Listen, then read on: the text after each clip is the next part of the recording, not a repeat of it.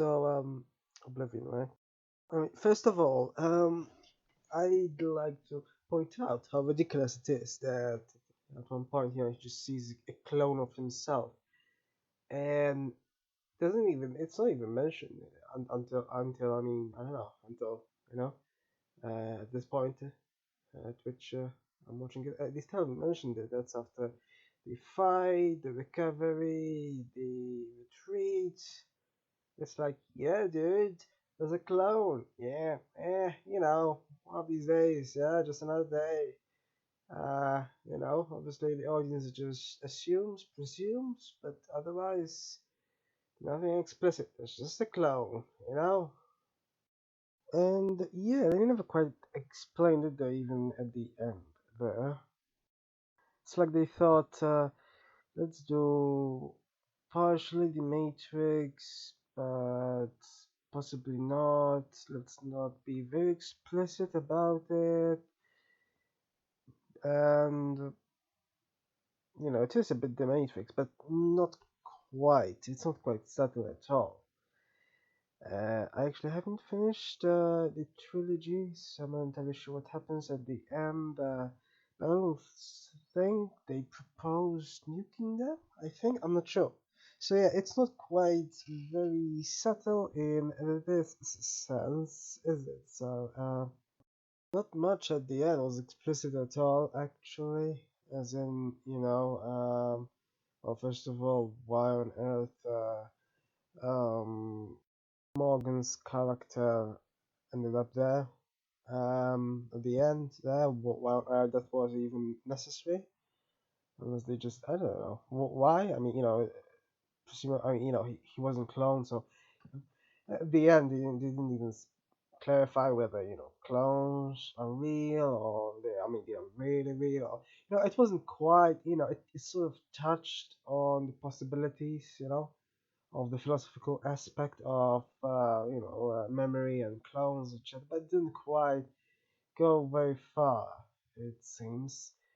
Um, and despite its 2 hours, so quite so above above average of length, it didn't quite though, like even in the first The Matrix, they went further. It seems to me, despite it being also similarly, quite involved, quite a so not a not quite a sedated sort of sci-fi. So it's sort of similar in this sense. Except the Matrix isn't quite about a memory. This is supposed to be, but it didn't go very far either. So in this sense, it reminded me also of the anime Kaiba, but that does go further. It's still they're still quite sort of similar in the sense that there's friendship, you know, it is more so obviously it's animated, so it's more plastic, shall we say. But it does go further into the implications and ramifications of memory, etc. This doesn't quite, I mean, like it's like, what purpose did that photo have? So they had a photo there, but what difference did it make? Did it make any difference? Didn't seem like it did. I mean, when the audience first sees it, presumably, we all think, in this alternate um, clone with this other clone, they establish a sort of love. So I don't know, you know, with 52 that is, 49 then it seems like I don't know the extent they went is holding hands unless they also had a further relation. I don't know. Honestly, the love aspect of this movie didn't quite matter much. It seems to me. I mean, like, even if like in this sense, this is not a truly similar movie to, of course, um, Live Die Repeat. Except which also stars Cruise, of course. Except that it's that one is more militaristic. This one not as much. So in that sense, it's better. I mean, non-militaristic movies are certainly preferable, but I don't know. There in that movie, though, they really forced the romantic aspect, really forced. Here, they didn't force it as such. I mean, like, it came more naturally, with memories and such. I mean, they did sort of do that thing at the end a bit forced, because it's like do I haunt your memories? But then somehow the clone returned. So I don't know why they even were being, you know, supposedly poetic about it when there was a clone around the corner anyway. So you see, it's not quite. At least they didn't force it. So in that sense, it's sort of better, I suppose one could say. But well, I don't know what the point of it was. Honestly, was there a point to the other relationship as well? Like it's unbelievable. It ended up with two relationships in this movie. Yeah. I don't quite see how the romantic aspect matters much though, unless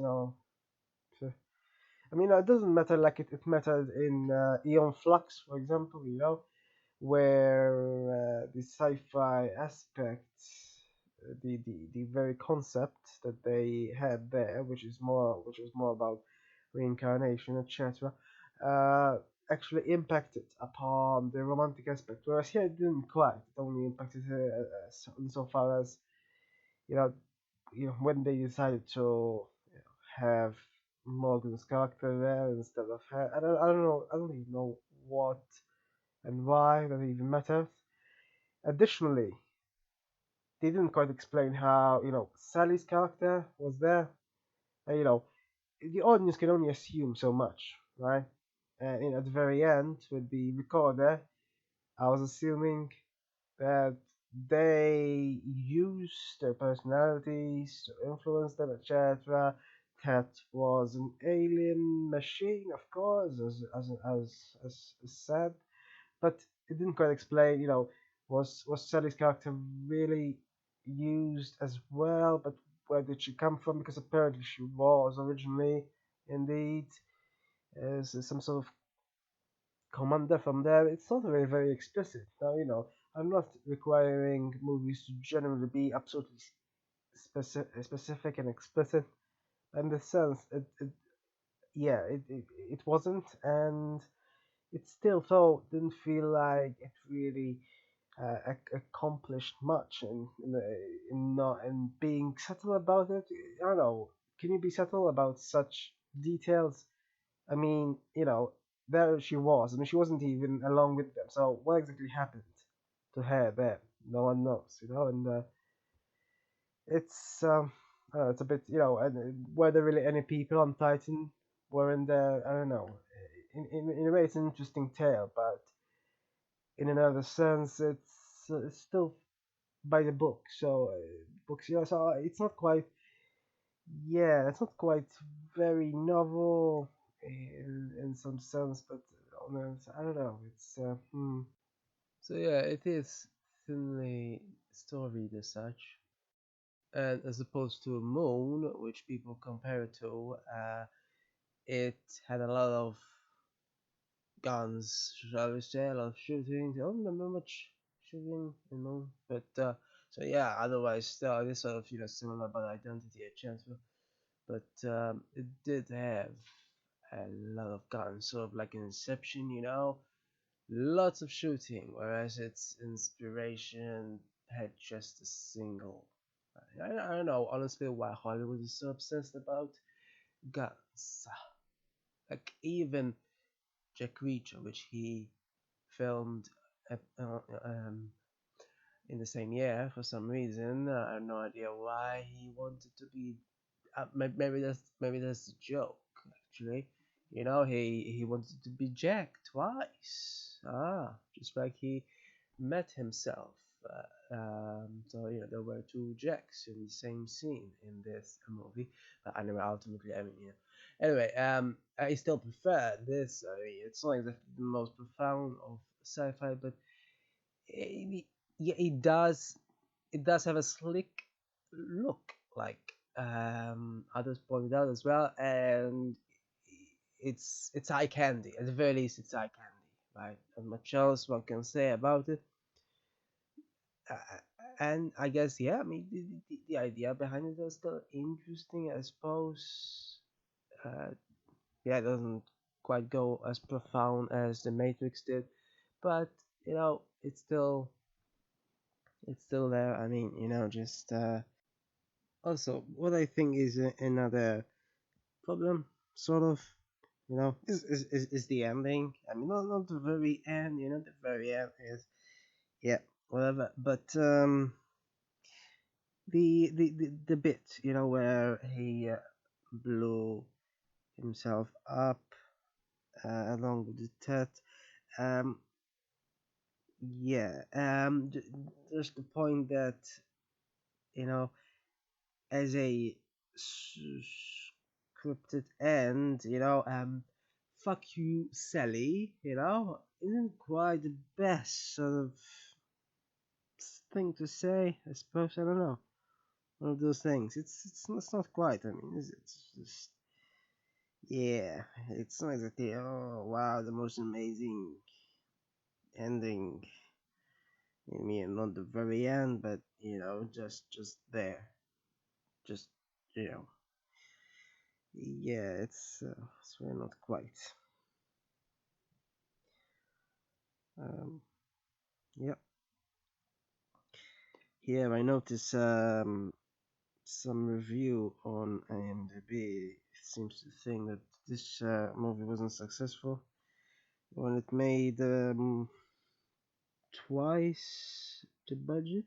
Apparently, it really did. So even taking into account all the possible money spent on ads, I think it was successful. I don't think a sequel was planned, so I'm not sure that defines its success. So yeah, just the very reason why there isn't a sequel is because it wasn't planned, not because it wasn't successful. I don't think anyone can say it wasn't successful really. So yeah, but I mean, as a post-apocalyptic sort of thing, apparently I've noticed I've watched 3 out of 4 of Cruise's sci-fi movies. As it happens, I think I've never watched Minority Report. That's pretty much the only one. Other than that, though, I've watched, recently Edge of Tomorrow, and some time ago I watched War of the Worlds. Um, yeah, that's somewhat similar, isn't it, with drones and such, although they look different there. Um, yeah, personally, I'm not sure I have a favorite. They're all sort of similar, and they're not exactly absolutely amazing sci-fi, but not really just poor. So I mean, just they're sort of slightly above average in terms of sci-fi.